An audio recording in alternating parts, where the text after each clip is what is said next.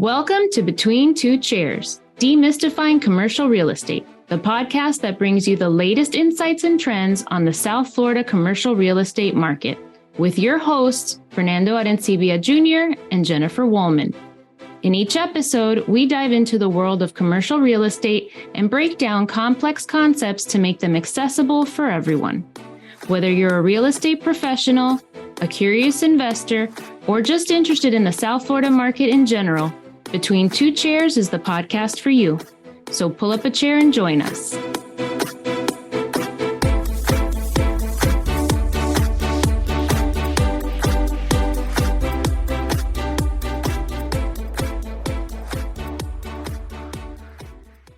Welcome, everybody, to another episode of Between Two Chairs. My name is Fernando Arencibia Jr. Thank you for joining us. And with me, as always, is the ever dutiful Jennifer Woolman. Jennifer, say hi. Hi, everybody. I'm running out of adjectives. I'm telling you guys. I'm going to need you guys to start sending me little notes. I always hold my breath when he introduces me because I'm never quite sure. Well, today we have a very special episode because we are welcoming a very special guest. Jennifer, will you do the honors? Sure. Today it is our pleasure to interview Andrea Andy Davis, CCIM and broker of the award-winning Davis Commercial Arizona Real Estate. And she is not only a broker and an educator and an author. She wrote Simply Own It is her second book. She has another book as well called Simplicity about office leasing. But we're thrilled to have her. I met her at the CREI Summit earlier this year, and we just clicked. And when I read her book, I loved it for its simplicity, its title, the story she tells. I felt like it was one of the best books for getting clearly to the heart of not only the why to invest in commercial, but the how. So thank you so much for joining us. We really appreciate you being with us today. Well, Jennifer, thank you so much for the invitation. Fernando, it is so great to finally meet you. Jennifer speaks so highly of you, and I pay her to do that. So today we will do a little bit of a dive into Simply Own It, the American Dream, increase wealth with commercial real estate. But before we do, give us a little bit about your background, because I love the fact that you have been in real estate basically since birth. It was a huge part of your childhood growing up. well, I guess it kind of has, because my family always loved, we grew up in farm country, so it was really exciting when a new house was being built. So my family and my dad was kind of into, construction when he was younger. That's how he made his way into medical school and paid for it. But we would go and watch the construction process of building the houses. And that was kind of our Sunday adventure, is to go out and just walk the footprints of houses. So, I just fell in love with real estate at that point in my life, and took me a long journey to get back to it. But I'm here. And I'm here to stay. All right. I love that. And we're so happy you are. And we often speak on this podcast about how everybody pretty much, there are very few people who start in real estate, right? A lot of us come from a different background, different work experiences, but all of those experiences help shape our approach to how we do business. Can you tell us a little bit about your background before you got into real estate? Sure. Great question. Well, part of it is I actually went to the Culinary Institute of America. So I'm a trained chef. I went to the school in Hyde Park, New York, and I got involved in that. And it was really fun, but I'll have to tell you, even back then, it was difficult for women to be in the kitchen unless you owned your own, and get paid well unless you owned your own restaurant. So, that was a little bit hard to make, but what the restaurant instills in you is how to be, service oriented, be timely. I mean, it's an incredible background for anything that a person does in life. It just gives you so many skills. And then I ended up, ironically, in New York City doing acting and modeling. And so I took all of that kind of stuff and I work it into my everyday real estate adventures. I love that. I love that. And then you take it a step further, and I believe you do a lot of, you're adding construction and investing into your firm's right services that you do. But before we go down that road, because most people, I know you started there, right? Didn't you work for a developer at some point? Well, you have done your homework, Jennifer. I try. Yes, I did. I worked for a big infill mixed use development company. I actually started as an executive assistant. And I don't know if either of you have been in a position like that, but we get to learn everything, all the secrets of the trade, everything that happens behind the scenes, and I didn't even understand what that position was until I was in it. But you just, and I didn't know anything about it. So I had this big learning curve. So I just kept learning. It was a fabulous 3 years working for a developer.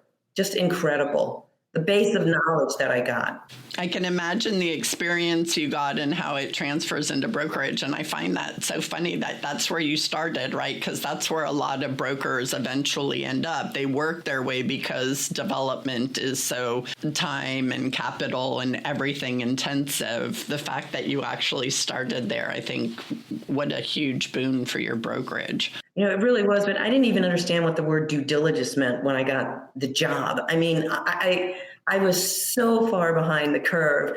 But every time we had to hire a new employee, whether it was a CPA, I would kind of say, hey, Greg, how do I work a performance? How do I do Excel spreadsheets? Then we hired a due diligence person. Then we hired, CBRE to do the leasing. So I just kept being their best assistant. So I was everybody's best assistant so I could learn as much as possible. But that gave me great roots for being a broker, because when developers come to us, we understand the process. We understand what they need and what makes a good site for what it is they're looking to build or what their client is looking to build, right?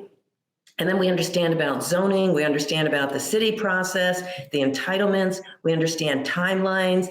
And I mean, I also understand the budget. How much can we pay for the land and actually build the product that is required? I love that, Andrea, because, what I'm hearing you say is you had a job, but you really were going to school. You went through that university and you absorbed as much as you could.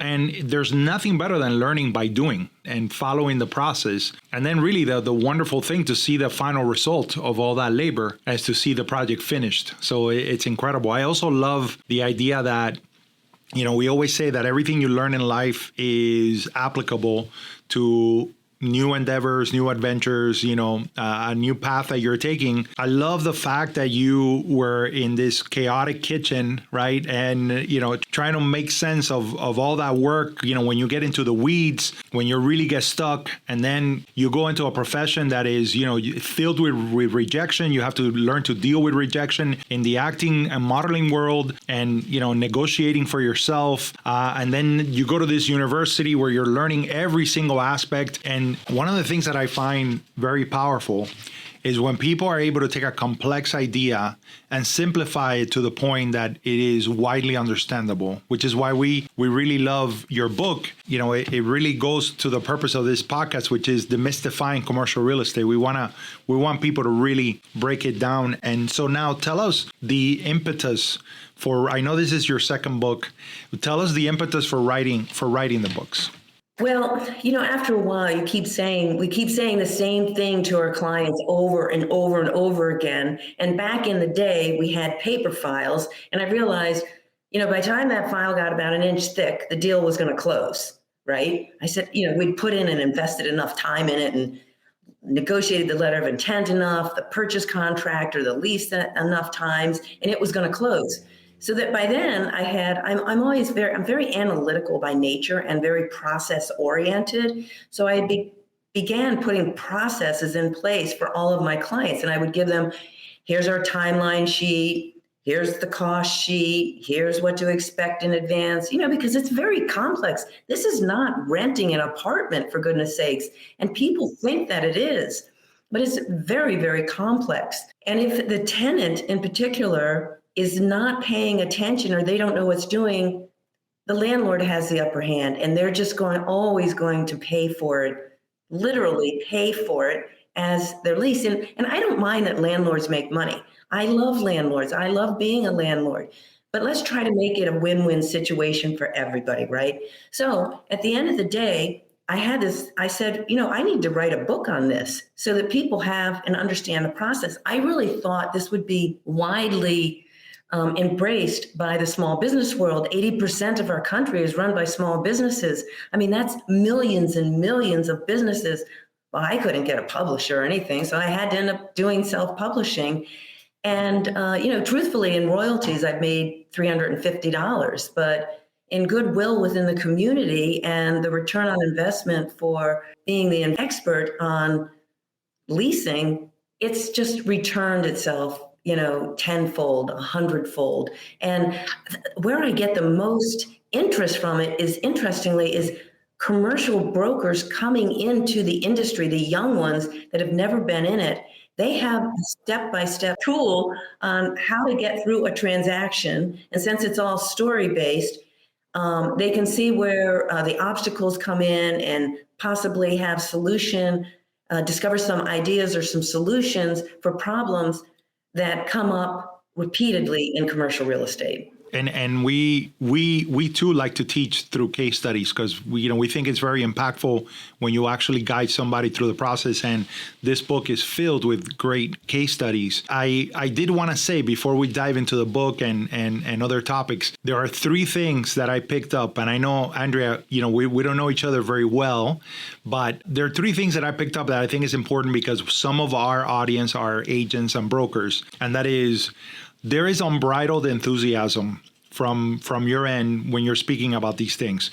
When you talk about giving your client a timeline, I'm connecting you learning about a Gantt chart in construction, understanding how important it is to be structured. And one of the things that we always like to impart upon other agents is there are things that you learn in one aspect of your life and your business experience that you can totally apply to the way that you structure your business and how important systems are in order to really be able to scale and in order to make the process seamless, for your clients. So I'm hearing that enthusiasm. I'm hearing incredible amount of intellectual curiosity to figure out how do I make the system better, which is something that we always value. And even the people that have joined our firm, intellectual curiosity is incredibly impactful and important. And I totally get all of that from what you just presented. I also hear, and this is the third thing, because we like the rule of threes, is there's power in I don't know what I don't know, right? So now I'm going to approach it from my perspective, and that's where that spark of creativity creates a better system, a better approach, and it's really, really impactful. So kudos to you. We're very, very happy that you've joined us today. Thank you. Wow. Fernando, I don't know if you can tell, but his previous life, he was a teacher, right? A history teacher. And I think that that's something that you share, even though you weren't actually a teacher in a school or whatever. It is very obvious from the way you've structured the book that you like teaching and sharing your knowledge. And I think that goes well beyond your own analysis of yourself, that you're analytical and like process. I think you also like teaching, and the fact that you can do so clearly. So kudos to you. Now let's do a dive into Simply Own It. If you can kind of go through your thinking about how you set up the steps. I know a lot of it had to do with the fact that you purchased your own office. So why don't you start with that? Well, it's interesting because I actually took the same format of simplicity, this step-by-step process, because a lot of the steps are similar, right? You got to go, first you have to understand what is commercial real estate and what is market condition and how is it different than residential real estate. The difficult part on this book was nobody gets into business, and very few people get into business and buy their own building right off. So you have to figure out, when is that step? When do you take that step from leasing to ownership? And so for me, while it's a step-by-step process, you also have to understand really crucially up front, I guess the first step is when to take the step to ownership. And so that a lot of times involves lease versus purchase analysis. What does it cost me for ownership? What is the cost up front? What is the monthly cost? What is the return? What are the tax benefits? So that's the first thing that we do is we work with a client to look at when is that right moment to take that first step, right? And sometimes it's that step into the abyss. Well, I had always wanted to own my own real estate, and I'd helped a lot of people do this because I worked on, there was a big rage here in the mid-2000s, office condos. So I did a lot of pre-sales of these office condos all around Arizona, and to the numbers of like in the hundreds. So you kind of get good at this after a while, and you get good at helping the client. This is the first time they've ever done this, understand the whole process. And so we took that process and I put it into a book for them to understand it easier, but I had never gone through it myself. So I got stuck. I'm writing this book, and I just couldn't quite get it until 2020 when I bought my own condo. And I couldn't believe it. I did everything that I told my clients not to do. It was the biggest. Of course you did. I paid full market price. I fell in love with the property. Yeah. I knew exactly what I wanted to do with it. I got caught in the pandemic. My cost of building my space out was twice as much as it was 3 months earlier when the exact same unit across the courtyard was built out by a friend of mine. Twice as much, took twice as long to get it done. I mean, it was unbelievable. I didn't care. It was my office, and it's so beautiful. I mean, and look, not to pat myself on the back, because I had a great architect, Sarah Yahia, that helped me out with it, especially the interior design. But people walk in and they literally stop at the threshold of the door and say, oh my God. I mean, they're overwhelmed at just how unique and beautiful. It's a triplex. So you come right in at the conference room level and you either go downstairs into the offices or you go upstairs to offices, right? And then inevitably 20 minutes into the meeting, they just stop again and say, wow, I just have to tell you, I just started taking in all the textures. You know, we have glulam beams, we've got wood floors, we've got wallpaper textures, you know, just it's just a sensory overload in here, right? So, but that's the cool thing about ownership. You can do anything you want. And at the end of the day, you not only can sell your business, right? Now you can sell your office. And now you have double your retirement fund, or you lease it out. And now you have something where you can travel around the country or play golf every day and you have an income. So, I mean, it's just so cool. Ownership is so cool. Don't you agree? I completely agree. And I love this because I often tell people brokers are terrible buyers, but there is a reason for that. And it is a logical reason. People don't think it is, but it is that we in the business know that we're not buying widgets that are coming out of a factory line, right? And so when you find the right location and the right space, we as brokers know that's not likely to reappear again whenever I'm ready or at the price that I want it. So we often pay full price or we pay over to do that. Now, of course, you got caught with the pandemic and the build out. That was something that you were certainly unexpected. However, you pay full price. If I want that location and if I want that property and it comes on the market, it's not likely to come again whenever I'm quote unquote ready. It's a long-term investment. And that's what I always talk to my clients about when they're buying. We're not looking at this for short term. We got to look at this for the long term. We got to look at, and that's the other thing about the book.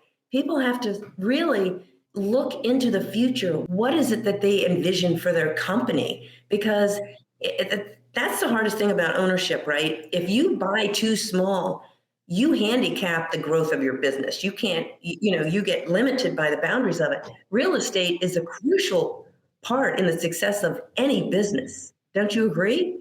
Completely. And I'll tell you, my favorite chapter in the book, one of my favorite chapters in the book is when you get into a strategic plan, the power of preparation, and you tell the story of Lifeline Insurance. And this conversation, which is a very logical conversation about, here's a company that's growing. and they're making a decision whether to buy their next location or to lease. And they have then in the story has a very clear perspective of why he would prefer to lease. And then you say, well, wait a minute, let's go through the process. Let's actually evaluate this. Let's look at the numbers. I love that. Talk a little bit about this step, the power of preparation for successful commercial real estate ownership. Well, to me, the main difference between ownership and leasing is the cost up front. So if we're leasing typically around the nation, when you sign that lease, it's first month rent and it's last month's rent, okay? When you're purchasing a property, you can do an SBA loan or a conventional loan. You're looking at 10 to 20% down. So that could be 2 or 3 or 4 times as much as you would have to put into a lease, okay? So that's one substantial thing. The other thing is when you look at a lease versus purchase analysis, almost every time, if I take a market rent and I take a market interest rate and I back into it, those are almost identical what you're paying per month. So to me, it's a no-brainer. Do I invest in myself or do I invest in a landlord? For the average 3,000 square foot user, 5,000 square foot user, they sign a 5-year lease. That's $1 million that they're signing up for. Why not put that $1 million in your own pocket? Absolutely. And to your point of what you did with your office, right? If you're going in and you're doing tenant improvements, you're kind of limited. If the landlord is going to give you TI money, how much money do you have, and how long your time frame is if you're going to be there. To your point about if they're growing, right? If it's a beginning business, they're probably going to lease a smaller space to see how it goes, but they're going to be limited then in terms of what they're going to want to spend on that space if they're projecting that they're going to be moving or adding space to their existing office space. Whereas you, because you owned it and you were investing in yourself and your business, were able to, you spent double because it was during the pandemic. Some other people, if that same thing had happened in a lease, they might have my guess is they probably would have completely changed their vision for the space to make it more affordable because they weren't investing in their own business, right? They don't get to keep it. Yeah, that is a crucial point, Jennifer. It is ownership is about investing in ourselves. So I wanted my office to represent what my company is and what my company can do for you, right? Right. Yeah, absolutely. And I wanted to walk my talk. I mean, I'm preaching ownership, and if I'm leasing a building, I don't know. That just just doesn't track right for me. And there are so many examples of business owners that have then purchased multiple commercial properties in which they're operating their business out of. And then down the line, they decide that they're going to retire and sell their business, but they maintain ownership of the real estate.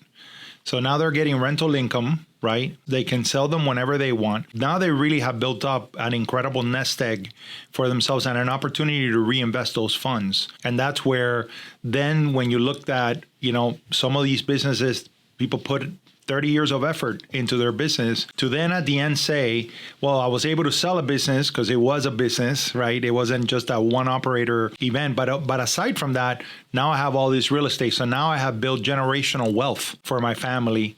And that's really where the power of ownership is. It is. And you can put that, a lot of people don't realize they can put that real estate in a trust for their family. Correct. Yeah, absolutely. So I love the fact that you have the American Dream as part of the title. This year's Florida Realtors theme was, Florida Realtors Champions for the American Dream. So I went down a little bit of a rabbit hole into, what exactly is the American Dream, right? And so according to Britannica, the American Dream is, quote, the ideal that the United States is a land of opportunity that allows the possibility of upward mobility, freedom, and equality for people of all classes who work hard and have the will to succeed, end quote. And I love... Let's just unpack this a little bit because nobody has quoted Britannica I think, in the last 20 years. So, Okay, well, would it have helped if I said AI quoted Britannica? Yes. Okay, AI quoted Britannica then. I would have played Webster. There you go. See, so I'm old school. Yes, I still read paper books versus the Kindles.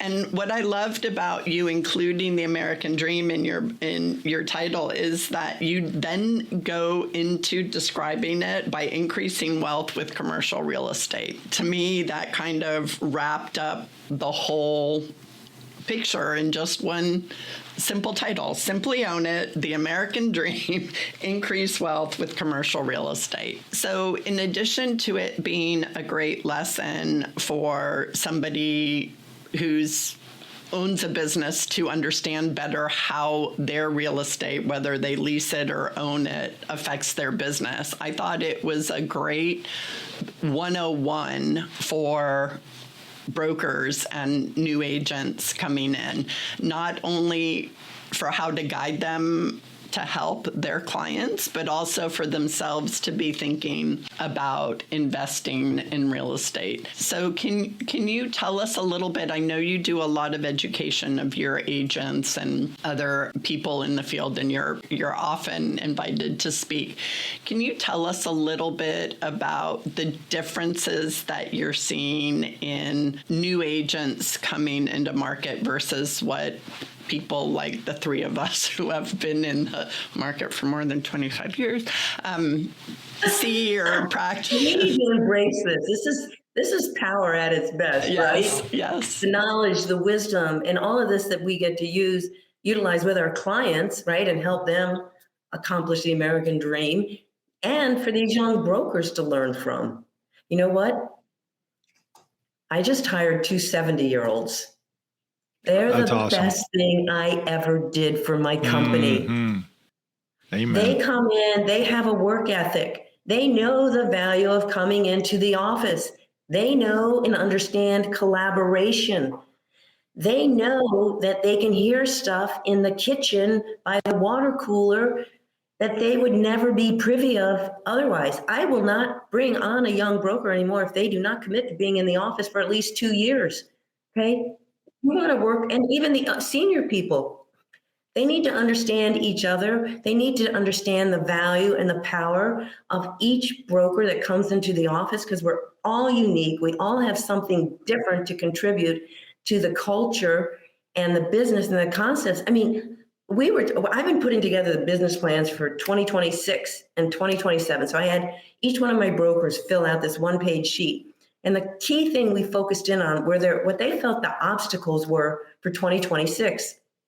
So then Caitlin broke that down into different categories and different levels of what we can control. So we started going over them in our monthly staff meeting.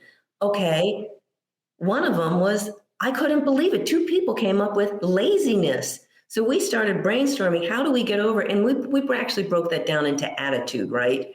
Because we all get beat down as commercial brokers. How do we lift ourselves up and every single day, right? And get over when somebody just says, hey, I really like it. I'm ready to, I was ready to sign the purchase contract, but hey, my landlord gave me a great deal on my lease. I'm going to do that, right? You're like, whoa, I just gave you 6 months of my life. So we were just working through all of those obstacles. And I was learning from everybody at the table and the contributions they were making.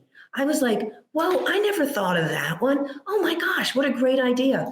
So it's that type of stuff. That's the value of being a broker and having the company and having real estate and, having the culture of whatever company you're in evolve and progress over time.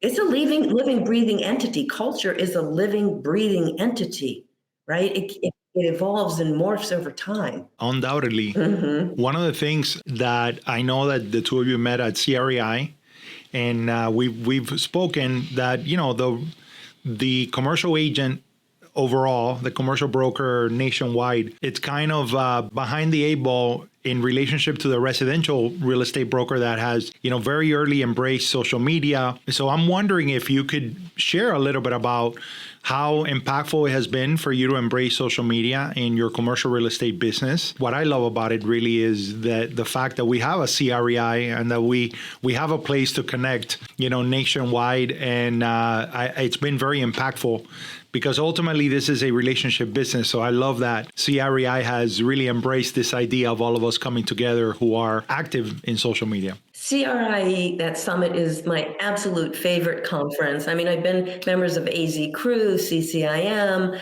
and many other ones, ICSC, but that I get the most value out of this one. And it was like, when it started coming together, I was like, oh, thank you so much, because I was taking, like you said, we're behind the curve. I was taking residential ideas and concepts and bringing them into my company.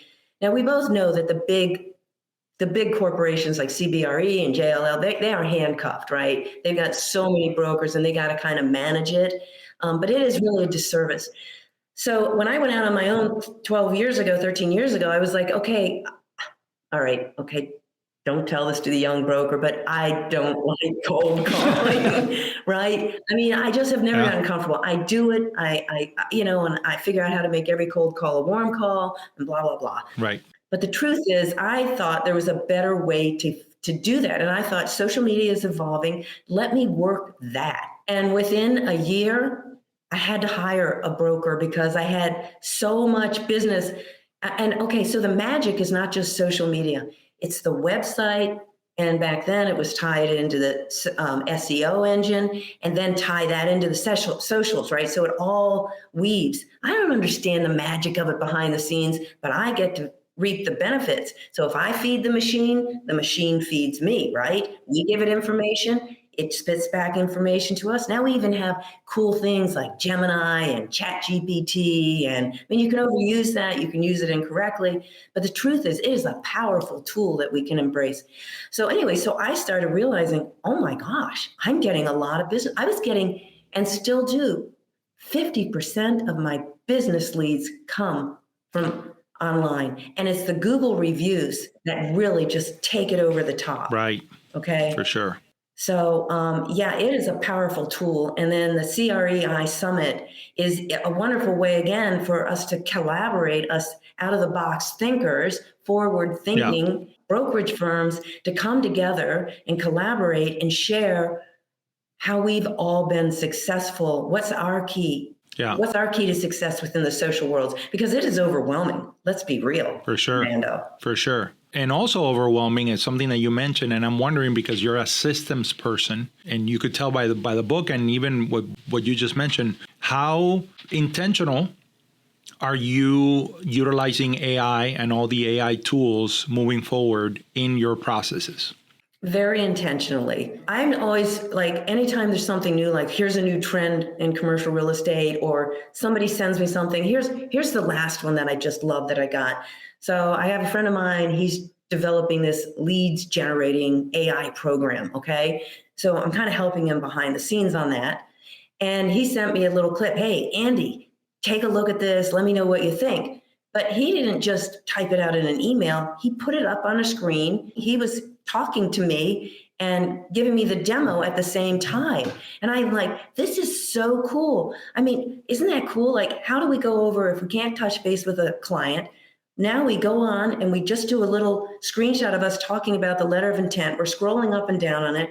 We're editing it. We're redlining it right in real time. And then we send that little video clip over to the client and say, hey, here's my thoughts on the letter of intent.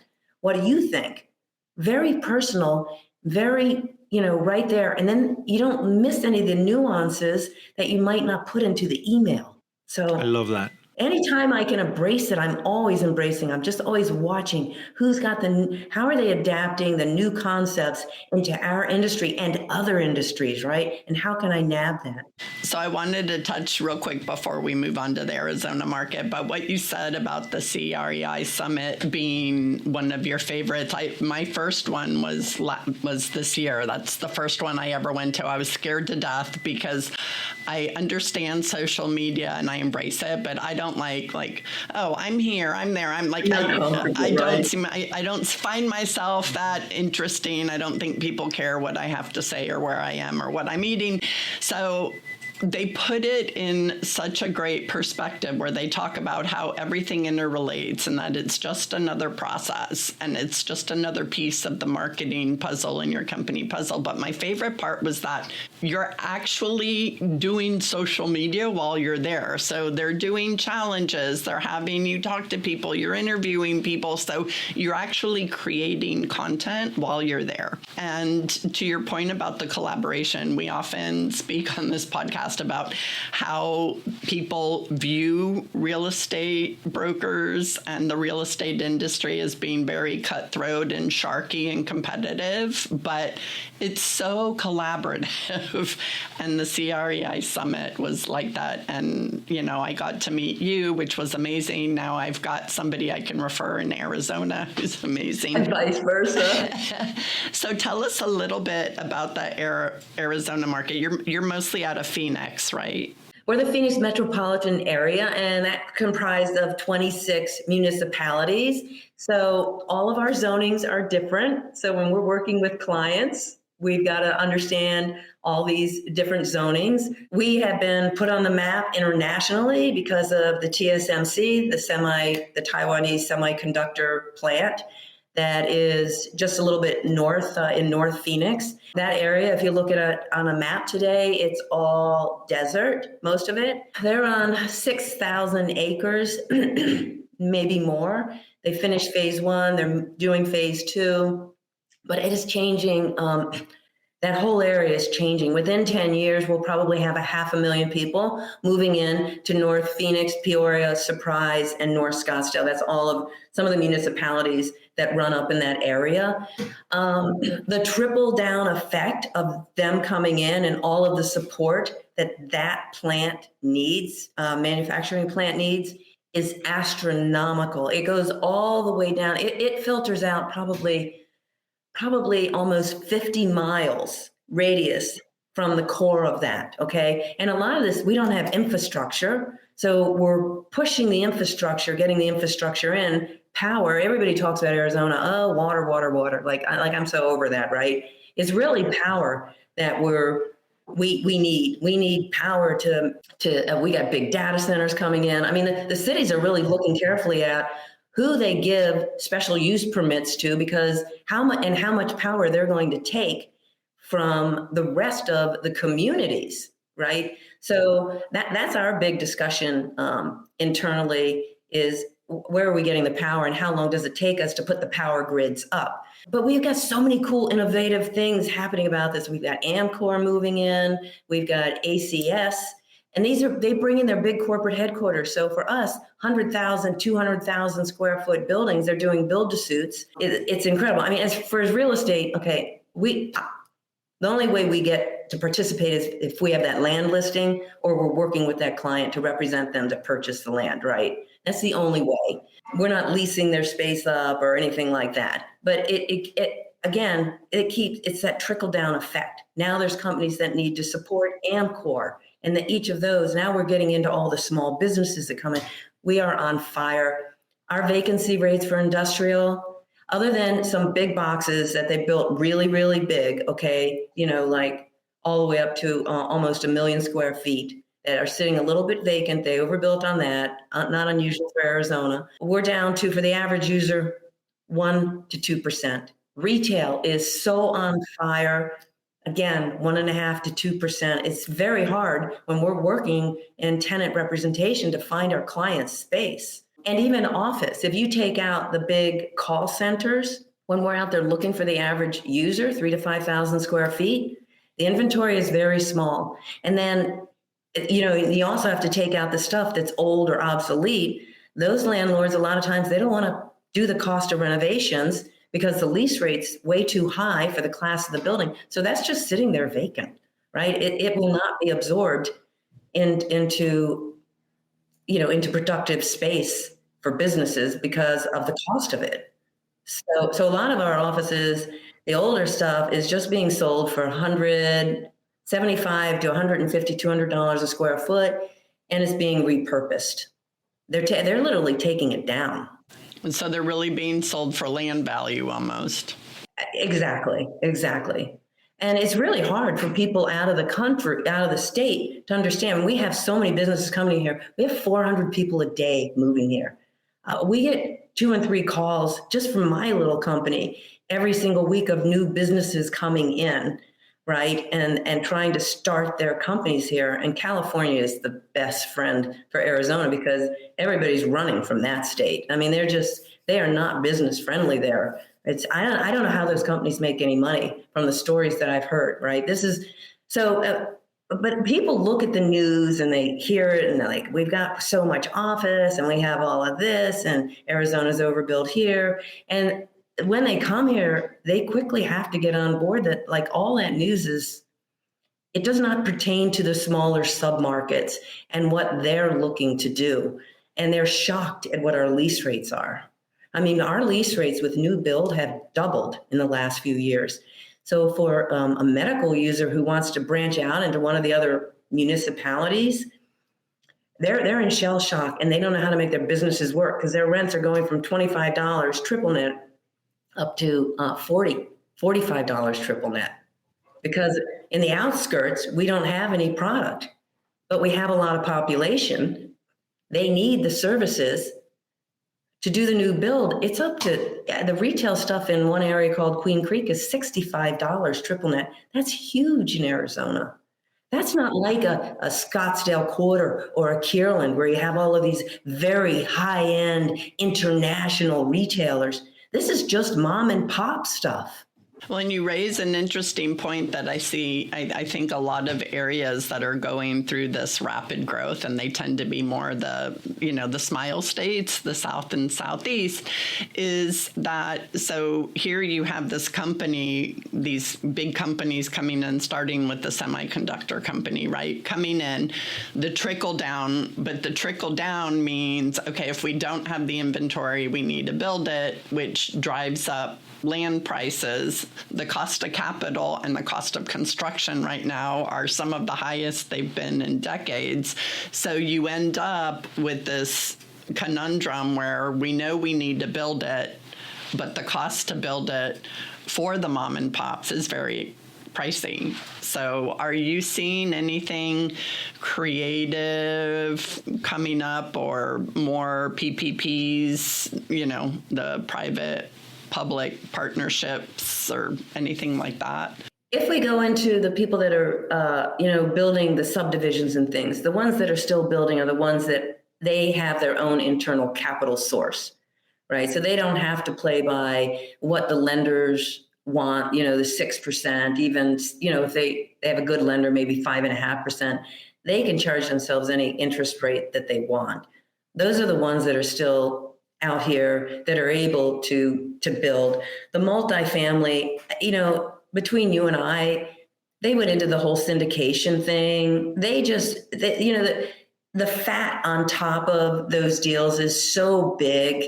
The multifamily person that says, okay, I'm going to get rid of all that type of investment structure that I have to pay this person off and this person off and this person. I mean, it's like 3 and 4 and 5 deep.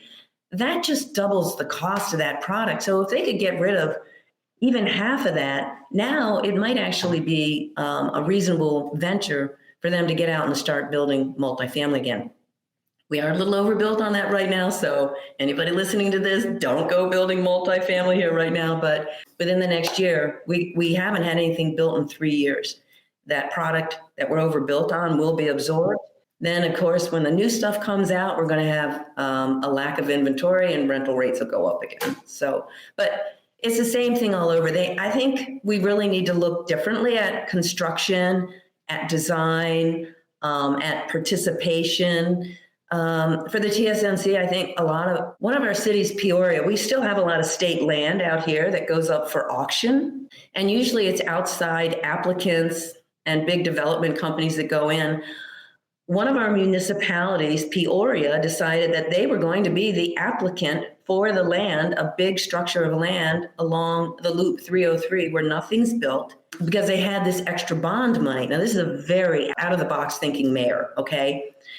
So they went in, they became the applicant, and as they were doing that, because this takes like a year process, they're sitting there working on parceling it out. So it was 684 acres all along the freeway, real close to the TSMC.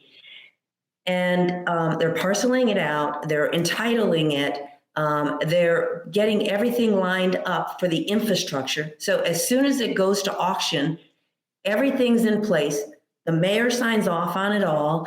And then they just start, boom, cranking out the infrastructure, okay? So Amcor came in and took 100 acres because, and they're doing the permitting process the same time. So instead of a 3 or 4 year cycle for that Amcor to get out of the ground, they're going to be up and running within maybe 18 months, 24 months at the most, because the city went in and bought that state land. And you know what else they did?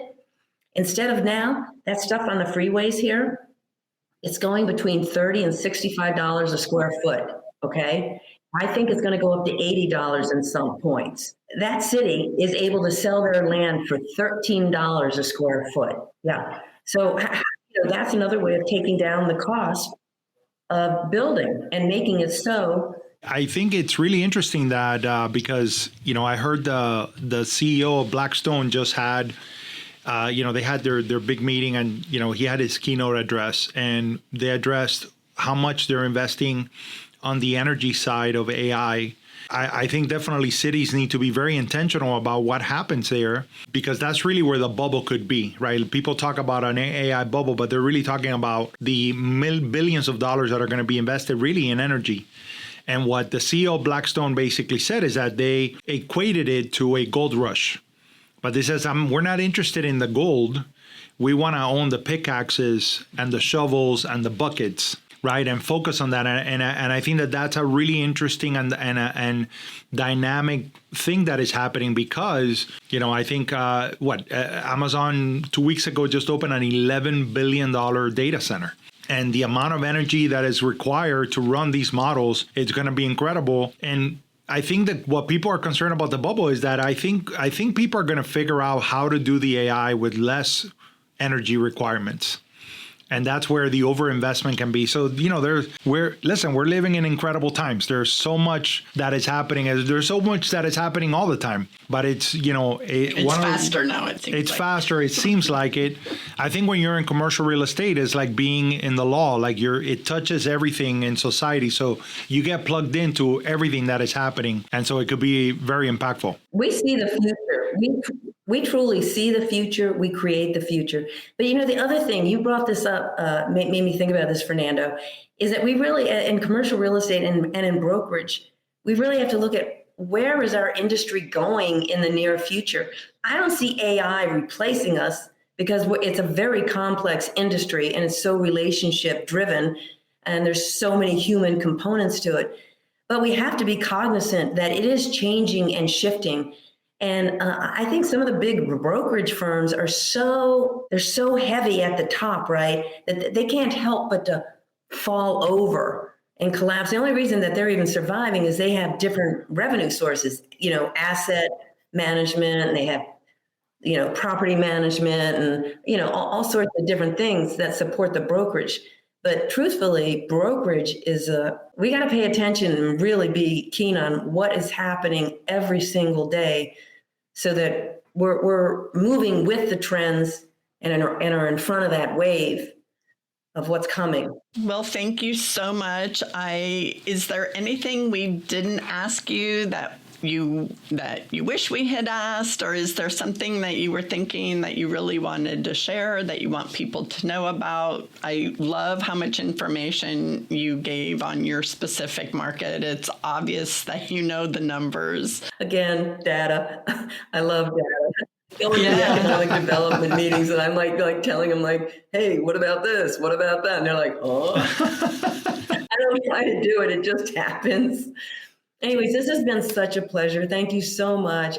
You all are so incredible and so smart. Oh my gosh, I'm just so honored to know you. And I can't wait to get to know you more. Listen, absolutely. And that goes tenfold for you. This has been incredibly engaging, and we really, really appreciate you joining us today. It's just been wonderful to get to know you and know your story. And again, we want to plug the book, the second book. I know there's a third book on the way, right, Andrea? Yeah. Maybe. No, we're not going to put her on the spot. Yeah. I think it will be collaborative. So Jennifer, you might be called. Ooh, Jennifer. I like that. I like that.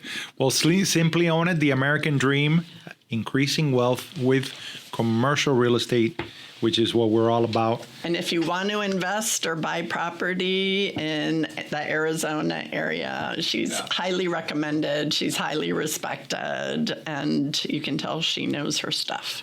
And as we always do, Jennifer always puts the links to all of these things so that it will be in the show notes, so that it will be easily accessible. Thank you, Andrea Davis, for joining us today in this special edition of Between Two Chairs. We want to thank all of you for listening, as always, and joining us. And remember that we are anywhere where you like to listen to your favorite podcast. And we have our YouTube channel, Between Two Chairs. We are on TikTok. We are on Instagram. I love Jennifer's face when I say TikTok. And, we are everywhere where you want to be. So thanks again for joining us. For Jennifer and I, goodbye. Say bye, Jennifer. Bye.